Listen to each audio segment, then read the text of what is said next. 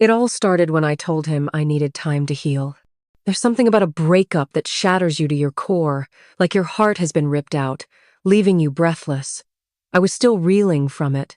Jason and I had been together for 2 years. 2 long, complicated years, full of laughter, love, and so many tears. But then it happened. One too many fights, too many misunderstandings, and I just couldn't do it anymore. I need time to heal, I told him, my voice breaking as I saw the hurt flash across his face. Jason didn't deserve my indecision. I didn't even know who I was anymore. We'd started as two people with dreams that matched, and somewhere along the way, those dreams started to clash. But telling him was one of the hardest things I'd ever done. I was breaking up with him, but I wasn't ready to let go. It wasn't even that I didn't love him. I did, in so many ways. But love, I realized, wasn't enough when your heart is fractured and you've lost touch with who you are. I needed space. I needed to rediscover myself. A few weeks later, I was back in my hometown. After the breakup, I packed a bag and headed back to the small town I'd grown up in. It was the kind of place where nothing really changed. The same streets, the same coffee shop, the same faces from high school, all stuck in a time capsule. When I walked into the coffee shop on Main Street, the familiar scent of espresso hit me. I needed a distraction, something that wasn't filled with memories of Jason. As I stepped up to the counter to order my usual, I heard someone call my name. Sarah? I turned around, and there he was. Ethan. God, I barely remembered him. He'd been a quiet guy in high school, the kind of guy who sat at the back of the class, barely noticed by most people. We'd never been close, but we'd had some classes together. He was cute, in a way, mysterious even back then, but I'd never really paid attention to him. He was just another face in the crowd. Wow, it's been. How many years? He said, his voice bringing me back to reality.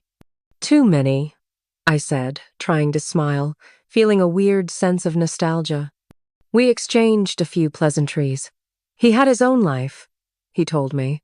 He was back in town for a couple of weeks, visiting family. And for some reason, I found myself agreeing to meet him for drinks later that evening.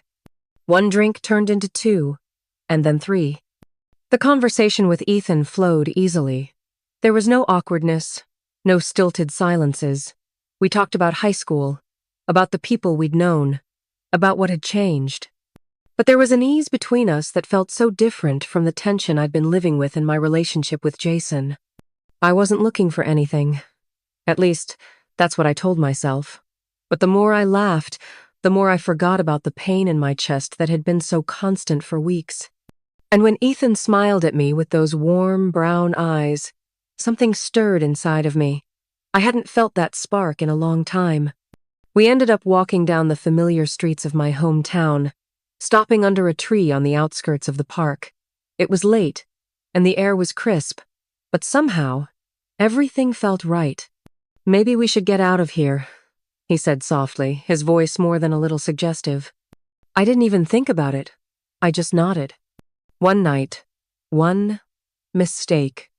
The next morning, I woke up to the soft sound of birds outside, my head pounding from the alcohol. I looked around, confused for a moment, and then it all came flooding back. Ethan, the night, the things we'd said. What had I done? I felt a deep sense of guilt creeping in, but then I remembered why I was here. I had told Jason I needed time to heal, and maybe this was part of that healing.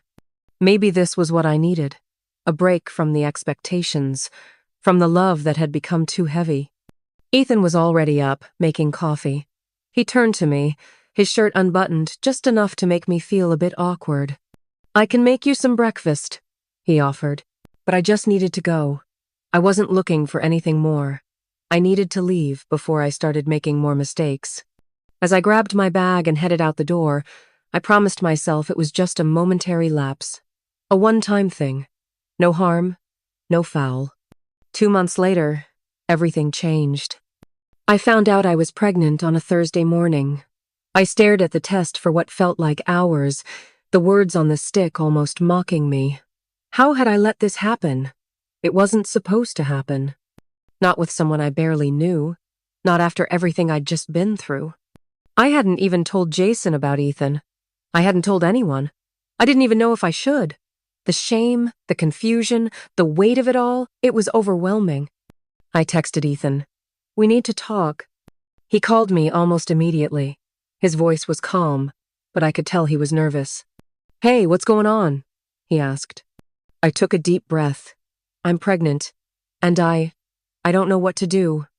There was silence on the other end. Then, quietly, Ethan said, I'm here. Whatever you need, I'm here. And that's when I realized I was truly alone.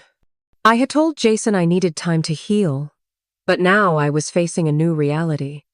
I had stepped away from one man, only to find myself tangled up in something even more complicated with a guy I barely knew. It wasn't what I'd imagined. It wasn't part of the plan. But life has a funny way of turning things upside down when you least expect it.